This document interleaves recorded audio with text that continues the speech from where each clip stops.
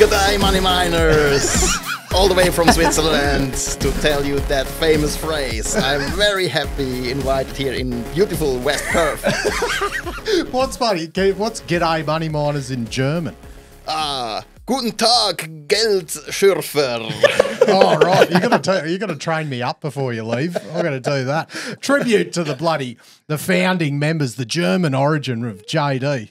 Yeah. Oh, We've gone international. We've had a bloody fanboy ring in that's come into the office, Pascal. That's right. Mate, welcome.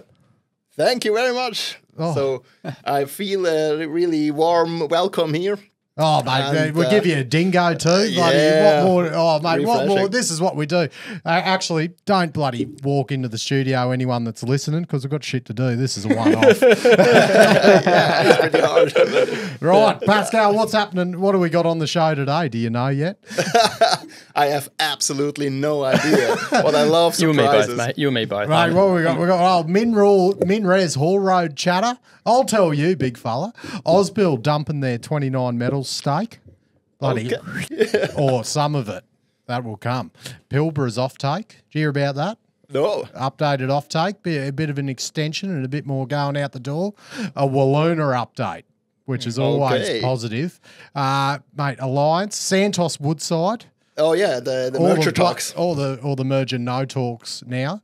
And bit of bloody Twiggy. Twiggy's got a bit going on. Bit of cash going out, bit of cash coming in. And she's pissing down rain at Aurelia.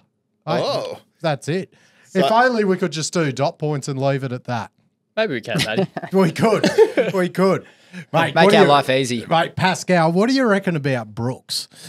Have you Brooks? been liking Brooks? Is there Brooks in Switzerland? Air. So where we can have everything from the helicopter to the shittery. Mate, do you also know they've also got a transport division? I didn't Oh know. yeah, that's good. So they bring me back to Switzerland as well. Mate, they could fly you to Switzerland. They could, if there was bloody subsea friggin' tunnels, they can chuck you in a bloody Brooks truck, mate. The trucks are that big, they can bring your whole bloody family over if they Oh want. yeah, that's good. Mate, have a look at it, mate. So Look my at brother actually lost a lot of money in Australia. That would be nice for him. what, like just hasn't found it, or actually. But no, he was very good with evolution mining, so it's not too bad. Oh, yeah. Mate, check. Here you go. I'll give you a live demo here, Pascal. Have a look at that bastard. Oh yeah, Mate, you need a drill on your mine site. Brooks, just throw her on the back. Look at this. Look what else we got. We've got Wow. bloody, mate, dozers, mate, for the farming industry. What else we got here? Even soft Mate, commodities here. a we're grader. talking. If your road's completely fucked, get Brooks to take the grader up, and it could take it to the start of the road, get the grader off, grade the road, and then take it all the way in for you after that. Like, what a Turnkey bloody, solution, mate. what a bargain. Look at that. Look at that going across Oh, some beautiful yeah. countryside. Yeah, the landscape, I love it, Mate, and the 'cause machineries. Brooks Airways, Brooks Transport, Brooks Hire, you'd say they're absolutely flying. All because of the introduction of Brooks Airways. Yeah. Bloody brilliant. Brooks. Even Ali's, GC's mum has been taking photos of all the Brooks bloody signs on the road everywhere. She's like become a bit of a Brooks fangirl Yeah. as well. So, mate, Stewie Brooks and the team at Brooks. If you see Unbelievable. Brooks, if you see the Brooks logo around, send it in. Send it in. We're keen to see where you see Brooks. What's a Brooks equivalent in Switzerland, Pascal? Oh, that variety of different products, it's maybe hard to find in Switzerland. Tax effective over there too, mate. If Yeah, Brooks but want to you have to be in expand. the right canton because, like, we have 26 cantons in Switzerland, and there are some tax hells as well. Oh, right. Stewie, if you want to get any of your money over to Switzerland, come see us. We'll hook you up with Pascal, a bit of advice. This is what we do, mate. We're just connectors, Pascal. Yeah, but my private banking days are way behind me. Now, what about now Switzerland? Oh, no, I'm thinking you of think more Sweden. Sweden, Finland. That's Yeah. more your a Scandinavia. lot of your mining, like Sandvik. You would have heard of Sandvik. Yeah, of course, yeah. Well, no, do you know Sandvik own DSI now? The ground support Oh, supplier. yeah, so Sandvik own them. The second biggest division of Sandvik. Is- They just pump ground support out. Like, so simple. Like, talk about niche. They all they have to think about is bolts and mesh. And a couple Essential. of chemicals here and there. We went and had a beer with them yesterday, Pascal, Derek and Tim from DSI. Yep. And it was quite the metaphor. We were in the pub and there was shitloads of people everywhere, big kahunas everywhere. But I only had a beer with DSI. So the metaphor is that all those other big kahunas in there are like ground support competitors. But why would I take the time to even go there when you've got DSI there? Yeah. It was the safest, smartest bet to allocate all my time to DSI. And pretty much any mine in the world, the safe, smart bet is to only have DSI as your ground support supplier. Full stop. That's all you need. Makes sense. Why would you go have a metaphorical beer with anyone else? Yeah. When you got DSI in the building. Mate. I was so impressed. They reckon so reliability matters so bloody much with this stuff, right? As you'd know, Matty, I wouldn't know, I'm making this stuff up, but as you'd know, reliability matters. And also just you can't have any freaking downtime. So if ground condition changes, you can just bloody call them up, say, I need some ground support. Chuck another DSI order in. Another DSI, just change a few specs of this because, the conditions have changed and it's there tomorrow. They literally will do it straight away. Pascal, if you had a mining stock and you knew they weren't using DSI for their ground support, would you consider selling it? I really have to do research which one is actually using it and which one is not using it. And bloody Pascal, they pump that much ground support out already. But the Qdale bloody warehouse are here. They're even going a step further, and it is going to be, mate, we've got news coming out next week of some new DSI manufacturing capability that is just it is taking it to a next level. Mate, DSI, the only name in ground support that you will ever remember, I reckon. DSI. Of course. Right, you want to talk some mining? Yeah. Oh, why not? I'm keen, mate. I'm keen, Matty. I'm always keen to talk mining. Oh, love it. We are. And Pascal stayed for the bloody most important part of the show. Oh, you may just bloody sit there and enjoy the show if you want. I don't bloody care. That's good. Mate, JD, MinRes, gossip on the Hall Road. What is word on the Hall Road? What is happening? It'll take me a while to get my mind off Brooks and DSI after that masterpiece again by you. Go, JD. But there is a bit of gossip coming out of MinRes. So we saw this morning. The AFR came out last night in their Street Talk section. There was this article titled MinRes taps JP Morgan for $1 billion pit to portal Hall Road sale. And this kind of got us thinking when we spoke this morning, right? The question is, why are we seeing this now? I think the timing is always super important. These articles don't pop up by accident. So it's been it's been the word on the Hall Road for a bit that this was going to happen, eh? Absolutely. I mean, they spoke about it in the quarterly a couple of weeks ago, so there was nothing really new. But I think it's worth refreshing the money miners about what the Onslow Iron Ore project is all about. So it's the big growth project for MinRes. They own a touch over 60% of the joint venture, but they own 100% of the infrastructure as well as the mining services contract. So it's scheduled to start by June of this year, and it's going to ramp up to 35 million tonnes per annum, which is pretty hefty. Now, the haul road in question here is 150 kilometres long, and you can sort of guess from the title of the article that it connects the mine to the port. Now, in the quarterly update just a couple of weeks ago, they did say that the road is still being worked on multiple fronts, so it's not quite finished just yet. So the question is, how do you sell a bit of the road? Or why do you do it? Take us through. Why are they doing this? So in terms of how, you just put it in some sort of joint venture and they're looking to sell 49%. So obviously that 49 is important. They still want control of it. And if you ask Chris Ellison, I think the way he'd describe it is that they want to unlock capital tied up in lazy assets. They're sort of the words he used in a couple of the more recent calls. But you could argue, and I think quite easily, that they are doing this to improve their net debt position. So if you cast your mind back to the call a couple of weeks ago, Mark Wilson, the CFO, was very eager to stress that the debt is covenant light. So they're not going to get marked apparently on net debt to EBITDA or all these sorts of metrics. But I think it's worth still looking at how the company is trading on these metrics. So on net debt to EBITDA, they're trading at roughly 3 times, although that is on a consensus basis. And if you break it down, looking at what some analysts have said, the more bearish ones would say they're a bit closer to 4 times. So it just gives the money miners out there a bit of a feel about the company's ability to service their debt. And that's why I think it's worth bearing in mind. Something else you should think about when looking at MinRes going forward from here is that the lithium earnings are under a bit of pressure. It's pretty obvious given everything that's happened in the commodity. Down a bit. Just a touch, mate. Just the odd 90%. So that is obviously put the earnings of that part of the business under a lot of pressure, and how the analysts out there break up the NPV of the company is looking a whole lot different to what it did a couple years ago. So is that you're saying breaking up the NPV of the services division, the oil and gas, the lithium, and the iron ore? Exactly, yeah. So the weightings are a little bit different now to what they might have been.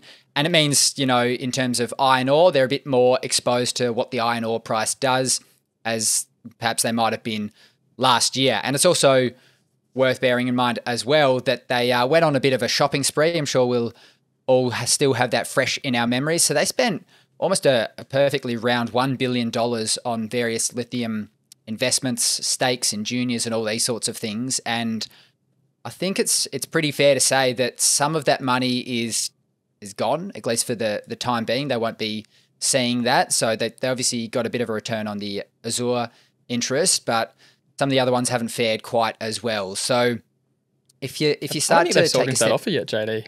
That hasn't happened yet. No, they haven't yet, but just sort of mark to market, it hasn't done as poorly as some of the other investments, right? So which is pretty much equivalent to that bond they took out, wasn't it?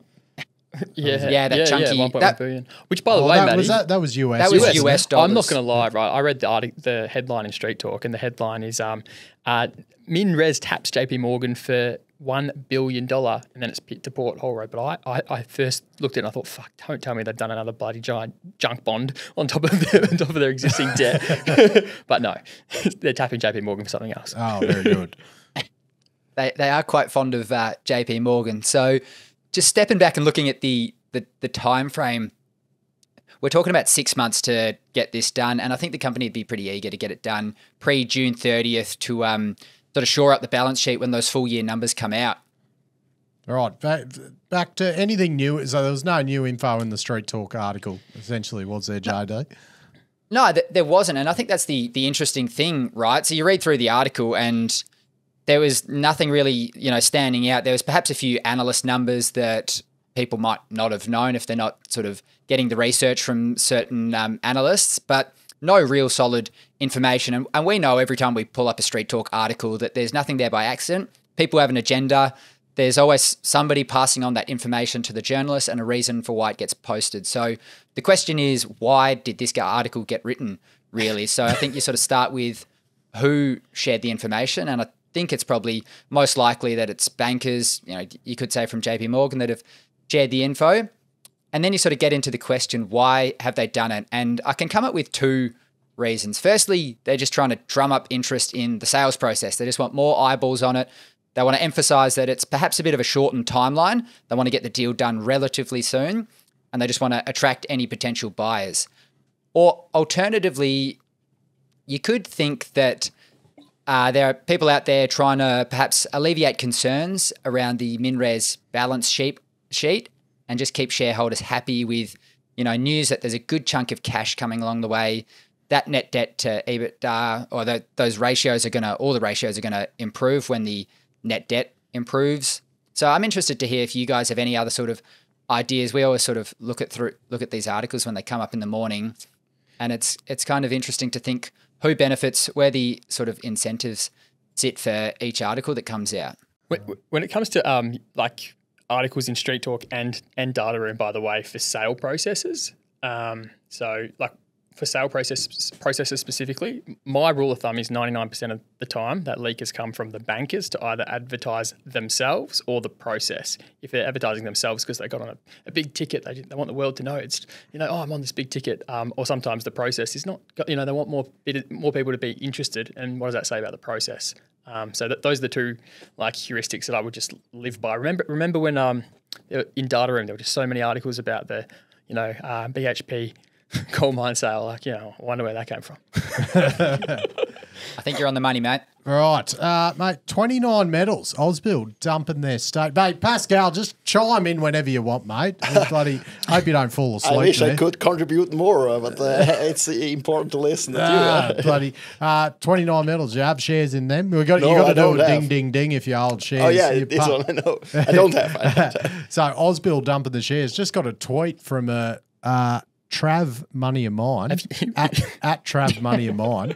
If anyone him a follow. Wants to follow him, Trav, I'm actually sort of Twitter of the week. I'm encroaching on you. Yeah, you're doing well, bloody, mate. and I don't use Twitter at all. No, so- you are. Want a bit of momentum now. Yeah, I'll just chuck a couple of knee slappers up every Yeah. now and then. Yeah. The bag of dicks thing got me a couple of comments. Yeah, So- thanks, a couple of Greg new Bolder. Thanks, Greg Bolder. followers. So cheers for that, mate. So this Trav Money of Mine is claiming that Ausbil held 66 million shares in 29M, and based on the what is it? What do you call that? The transaction list. What do you call that? The annexure of trades. Annexure of trades. They should have around 35 million left. So they haven't sold their whole stake because Ausbil have sort of rode this 29 metals wave a bit, looking at their recent quarterlies for the recent monthly updates for the last year. So they were a constant, what did they call it? Not a depressor. There was a word they use in their thing saying detractor. 29 metals were always a detractor in the Ausbil Global Resource Fund performance. Yeah, I mean it's interesting when you look at that they've obviously put out this change of substantial. I think it was yesterday afternoon where they revealed that they're no longer a substantial holder. It was they didn't put any numbers on what their former percentage was and what it is. Like you had to kind of deduce it by the annexure.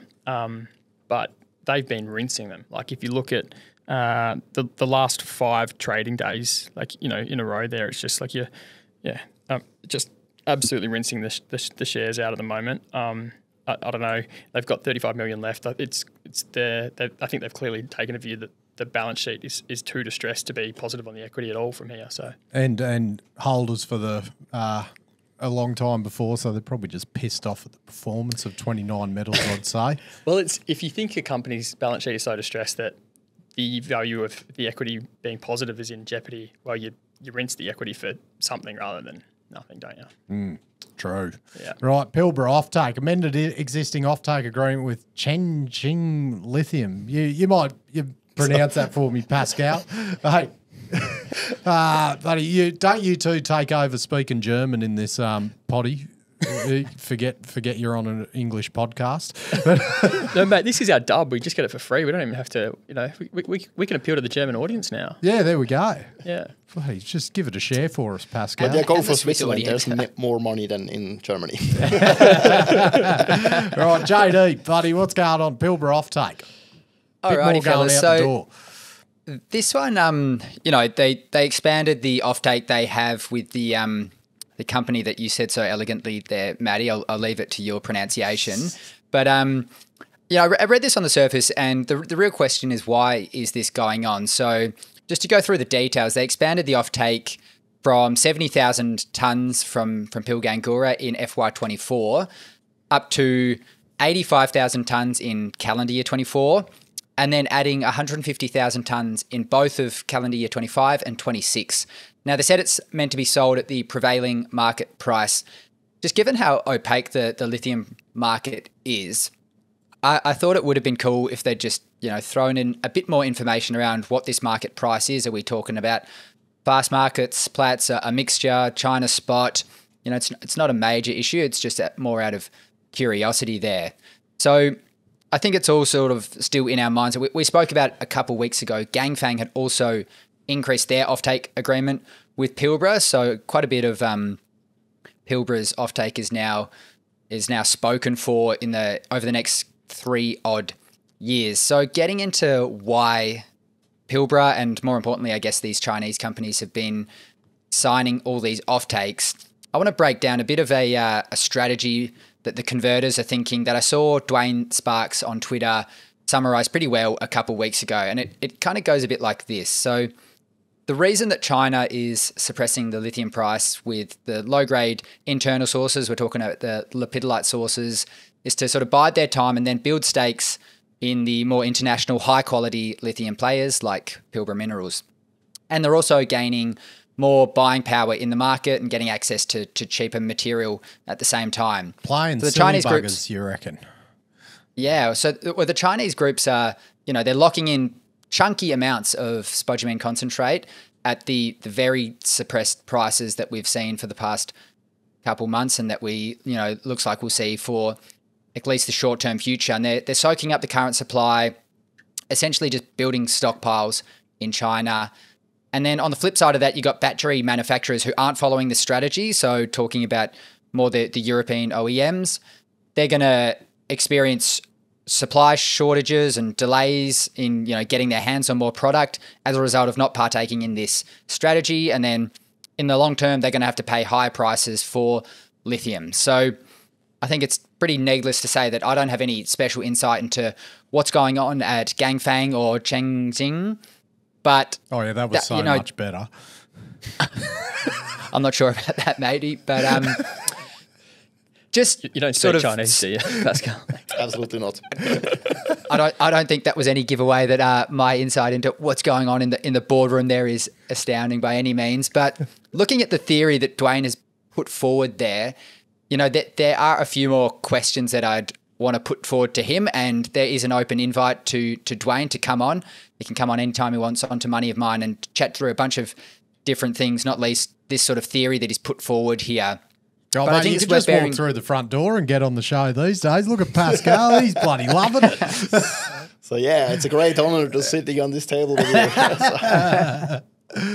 But I think, fellas, it's worth bearing in mind that a lot of these Chinese companies have a pretty decent track record at taking a longer view, taking the longer term time horizon in which they make their decisions, and perhaps like Chris Ellison at MinRes sort of says, it'll all make a bit of sense in a year or so, or 12 months. They just need 12 months time. But I'm interested to see how this plays out, because they're starting to lock up a lot of supply out of pretty key projects across Australia.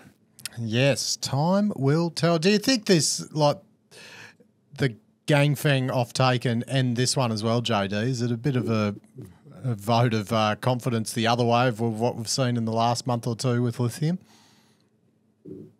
I think you could be right. It's very hard to tell, but given what's happened, if anyone's got good insight into what's going on into China, it's the companies we've just spoken about. So if they're starting to make decisions and they're starting to lock up supply, it does show a bit of confidence, in the market, and not least in Pilbara Minerals as a supplier. Very good, mate. Now, Wiluna, WMC, not the old WMC that was successful. This is the WMC that is not successful. BHP didn't pick this one up. No. Now, Wiluna, it's producing gold, believe it or not. I've not followed it in bloody ages through the Will Tails retreatment circuit. So they're processing tailings. Because for those that don't know, Wiluna's got a very colourful history. They suspended the mining operations in December 2022. They haven't even traded since July 2022. Owing a lot of creditors money. But look, have a look at where they're sitting now. I won't go too much into what they're up to, but 1.1 million cash in the bank, down 15 million from 6 months ago, and they still owe 49 million Aussie to their secured lender. So, and they've even paused the principal and interest payments for the last 2 months to help with this ramp up at Wiltails. So, looking very grim at Wiluna processing tailings. So, it'd be interesting to see.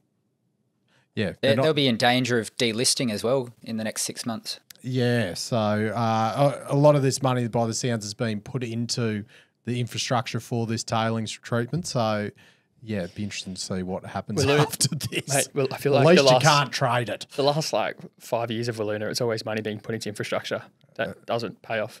Oh, mate, buddy, Alliance Nickel, AXN, mate, can't keep nickel unloved. What is going on there? JD, take it away.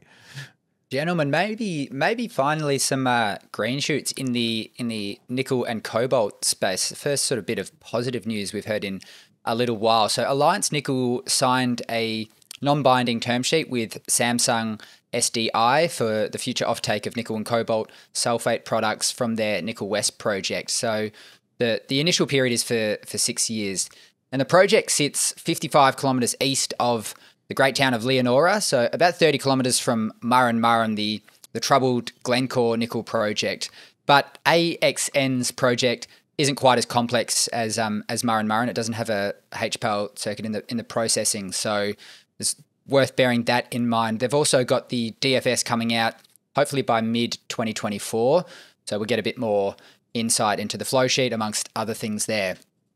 So looking at the company, they've actually got Stellantis, the massive EU automaker. They're behind the brands like Fiat, Chrysler and Jeep and a heap more already as a partner. So they've signed for 50% of the offtake. Now Samsung are taking the other 50%.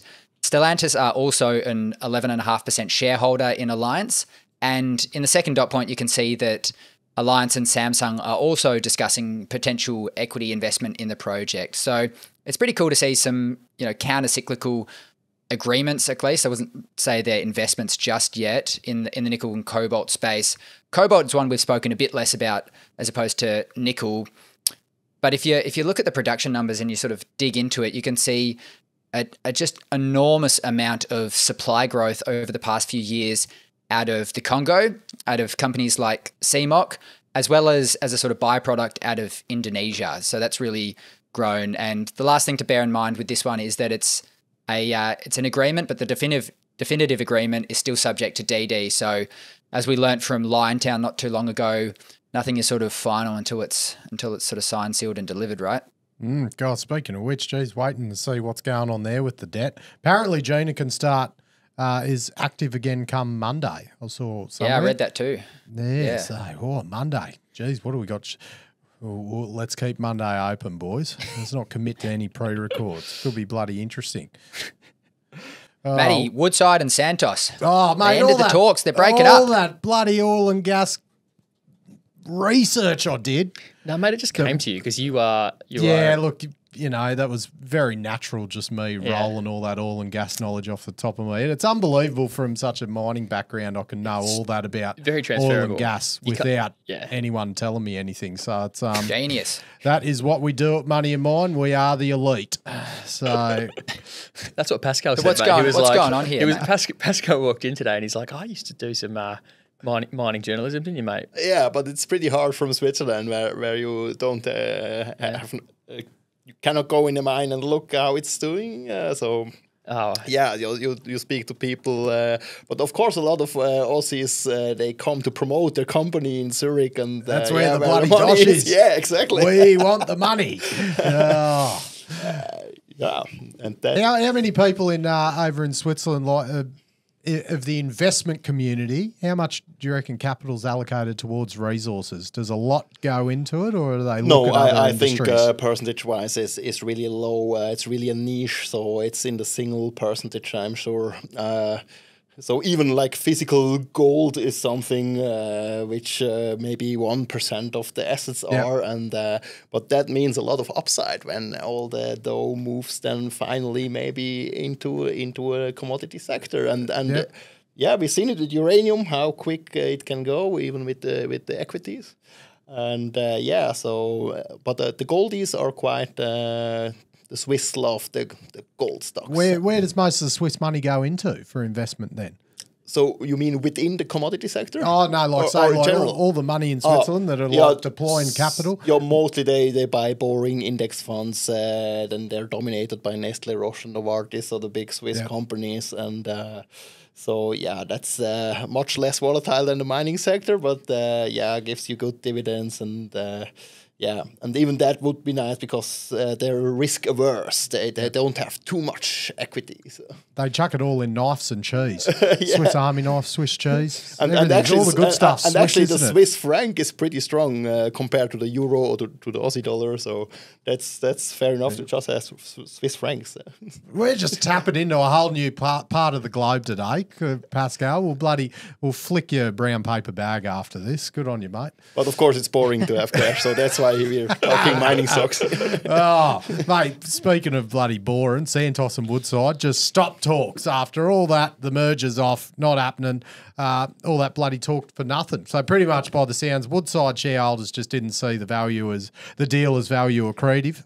And Santos shareholders wanted a premium or some other sort of merger value proposition, and just doesn't look like it was there. So we mentioned the other day, L1 Capital, they were pushing the point that Santos should spin out their LNG part of the business, which even if Santos did that alone, by the sounds, that would create like one of the world-leading pure LNG play, which they think would be more appealing as a takeover target in contrast to a small premium with Woodside. So there you go. Nothing going on, nothing to see, all done. So at least it got us into oil and gas for a bit. Yeah, mate. Every cloud has a silver lining. You got to keep positive, Pascal. It's bloody great, mate. Yeah. Right, old Twiggy's up to a bit at the moment. Maybe Santos will merge with Beach now, mate. Yes. I reckon that'd be an interesting one to watch. There you go. You heard it here first. Money miners or money gases. Mate, Twiggy. So news that the Twig Dog is tipping another $31 into Mincor, which is obviously owned by Wyloo. And it's for an unsecured term loan from Wyloo Consolidated Investments to Mincor. So this is after they paid $760 for Mincor. Now, apparently Mincor had to seek covenant relief from their lender because an additional 30 mil funding would be required for this calendar year. So they did comment saying it might be lower because they'll drop off some of the exploration expenditure that they were planning. But as Twiggy said, he's willing to invest whatever it takes to become a global force in nickel through Wyloo. So he's doubling down, you'd say, to keep it afloat. Well, you can't let it go unafloat after this short tenure with it. Yeah, I was so curious how they found out information about this one, because you don't often hear that about the personal finances. Yeah, something through whatever was submitted to ASIC regarding the covenant relief or something like that.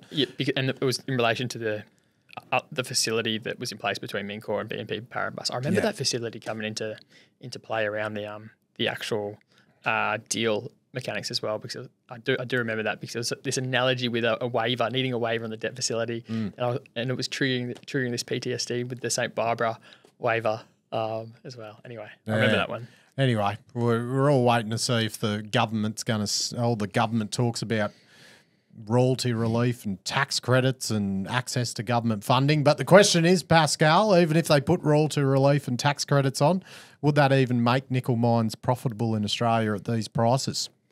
Who bloody knows? These prices maybe not, but Jonas was talking about green shoots, and when Twiggy moves on nickel, maybe that's for contrarian investors a good sign. He's in it for the long term. Tax credits, they would be no use. None of them would be paying any tax for a while, I wouldn't imagine. The way things are going. Right, another one. And apparently Wyloo are also selling their stake in Queen's Road Capital. Mate, bloody hell. Well, I don't have shares in that. Ding, ding, ding. Oh, look out, big Pascal in Queen's Road. So they're happy with that. Yeah, so Wyloo are 25% of Queen's Road Capital, effectively Twiggy. So by the looks, it equates to about 90 million, that stake. The market cap was 360 million, according to their presentation. So Wyloo's stake would be worth about 90. I think they trade pretty substantially below the read-through, the see-through NAV on Queen's Road does. So, and one of the theories out there of why it might do is because there was this overhang, because it was kind of well known that Twiggy was keen to sell down his position. So maybe they can, for your sake, Pascal, trade closer to NAV, which is pretty much just bloody balls deep next gen, isn't it? It's like so the vast majority of that's next gen. It's very much next gen in the area. So convertibles and What are they got? They got Niabec as well, Adriatic. It's the second largest bit of the chunk, I think. Yeah, because I was looking through what the investment amounts were, but I think it's a bit confusing because they're convertibles and what the face value and what it converts to and everything like that. So balls deep in next gen. So it sounds like that the sale is expected to complete in the coming weeks. So which will offset the money he's got to put into Wyloo if he gets a bit of dosh back out of Queen's Road. So good work, Twiggy. I'm sure helps when you got money. Helps when you just got money everywhere. Just I'll rob a bit off Peter to pay Paul. I don't know if it works like that. I think the dividend is important for him. The Fortescue dividend, that's a big factor. When that stops, it's not like it just keeps flowing. Well, it's only about, what, $4 billion a year or something like that. Okay. I think his Fortescue dividend is. Nice passive income. So I think he's going to be fine. We might have to divide that by It two. doesn't now, hurt mate. when Fortescue's near all-time highs. Right, JD, she's pissing rain at Aurelia. Monday night news. Yeah. Last one. The company came out with this late on Monday that they'd had a weather event in New South Wales. So we'd spoken about them last week. They're on a bit of a turnaround. The things had been looking pretty good for Aurelia. But they said late Monday they had a major rain event. They also added that a discharge event at the tailings facility looked unlikely. So fingers crossed on that front for the company. They've got a couple more water cannons just to get that evaporation process cranking. But the last paragraph, as is usually the case, was the important one in the announcement. The rain has the potential to impact their development progress. So I'm sure they'll come out in the short term with an update of what this has done to their first production timeline, but hopefully nothing too major for the team at Aurelia. I think I saw in the announcement they're like water's being diverted to underground sumps, but doesn't take long to fill an underground sump up before she just pisses down the decline and floods the bottom of the mine. So, yes, water, heavy rainfall ain't your friend underground. It's just a big funnel, and it's very bloody hard to get out. Oh, As we learned from 29 Metals. Yes, very much so. Right, Pascal, thanks for joining us, mate. Thank you for having me. This isn't an open invite for anyone to walk in, only the special Swiss people. Yeah, so I'm 100, and thank you for the dingo. No bloody worries, buddy. But you could do a couple of dingo ads for him. He's trying to ship a bit. Old Spinner's trying to get a bit over into Europe. So Okay, you could I go for clip, it. clip the ticket for him. It's not even in East Coast yet, is it? Is it? Mate, it will be. I'll take a couple of cartons with me. It when I go is. see It's you. up the road here. Oh, mate, there you go. It's at the local pub just a couple hundred metres away. Oh, mate, bloody take a photo. Going Australia-wide and international soon. Very good. Righto, speaking of the bloody the other partners, mate, Verify. It's not Verify. It's not a Bellevue ad, it's a Verify ad, eh, Ding, ding, ding. Pascal? I hope Bloody- you own shares in Verify. No, in Bellevue. Right, who else we got? Investor Hub. Bloody, so Grant at Verify, give him a bloody buzz, and Rory at Investor Hub, give him a buzz. Mate, DSI Underground. Smack Power and Technology, McMahon Mining Title Services, Anytime Exploration, KCA Site Services, Brooks Airways, and Cadra. Fuck Last but not least. What have you been doing? You ain't listen all the time, apparently. Hooroo, money miners. Hooroo, fellas. The information contained in this episode of Money of Mine is of general nature only and does not take into account the objectives, financial situation or needs of any particular person. Before making any investment decision, you should consult with your financial advisor and consider how appropriate the advice is to your objectives, financial situation and needs.